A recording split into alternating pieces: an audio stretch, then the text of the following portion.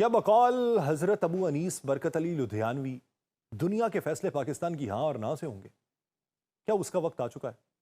22 मार्च 2026 जब पाकिस्तान की फौजी क़यादत ने दुनिया की दो बड़ी ताकतों के दरमियान सालसी का एक ऐसा तारीखी किरदार अदा किया जिसने पूरी दुनिया को वर्ताए हैरत में डाल दिया, लेकिन इस मकाम तक पहुंचने के लिए एक तवील सिफारती सफर तय करना पड़ा है। जंग शुरू होने के बाद से मुतअद्दिद ममालिक ने अमेरिका और ईरान के दरमियान सालसी की कोशिशें की और उन कोशिशों के मराकज बार बार बदलते रहे। कतर रिवायती तौर पर अमेरिका और ईरान के दरमियान मुज़ाकरात का मरकज रहा है। दोहा में माजी में मुतअद्दिद बार ईरान और अमेरिका के दरमियान बेलवास्ता और बराह रास्त मुज़ाकरात हो चुके हैं, और कतर का अमेरिका के साथ गहरा फौजी ताउन भी है, जहां अमेरिकी फ़ज़ाइया का सबसे बड़ा अड्डा मौजूद है, और साथ ही ईरान के साथ कतर के भी काम करने के ताल्लुकात हैं। मौजूदा जंग में खराब हो गए, इसीलिए जंग के इब्तदाई दिनों में कतर को ही मुज़ाकरात के मरकज़ के तौर पर देखा जाता था। फिर इस्तांबुल को देखा जाने लगा, फिर ओमान को देखा जाने लगा। लेकिन जैसे जैसे जंग बढ़ती गई और ईरान ने खलीजी ममालिक में अमरीकी अड्डों को निशाना बनाना शुरू किया, तो कतर की पोजीशन भी मुश्किल हुई।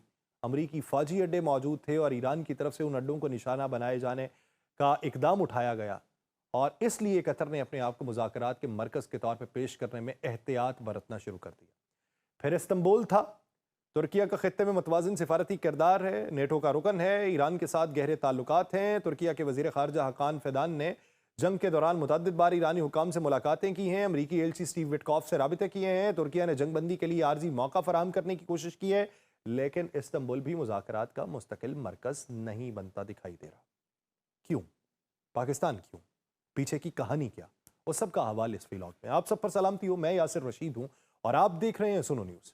नाज़रीन, तुर्किया के शाम और कुर्दिस्तान के मामलात पर ईरान के साथ इख्तलाफात हैं, और तुर्किया की तरफ से इजराइल के खिलाफ सख्त मौक़िफ़ इख्तियार किए जाने के बायस अमेरिका के लिए तुर्किया को मुज़ाकरात का मकाम बनाना मुश्किल है। उसके बाद ओमान है।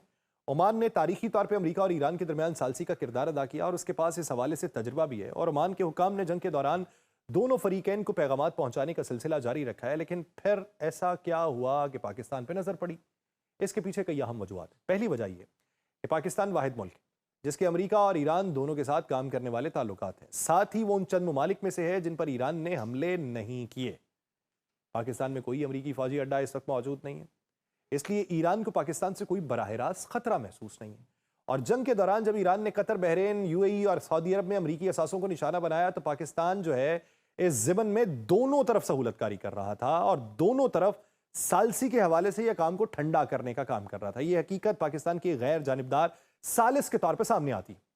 दूसरी वजह यह है कि पाकिस्तान और ईरान के दरमियान गहरे सकाफती, मजहबी और तारीखी रवाबित है। पाकिस्तान में ईरान के बाद दुनिया की दूसरी बड़ी शिया आबादी। दोनों ममालिक के दरमियान तवील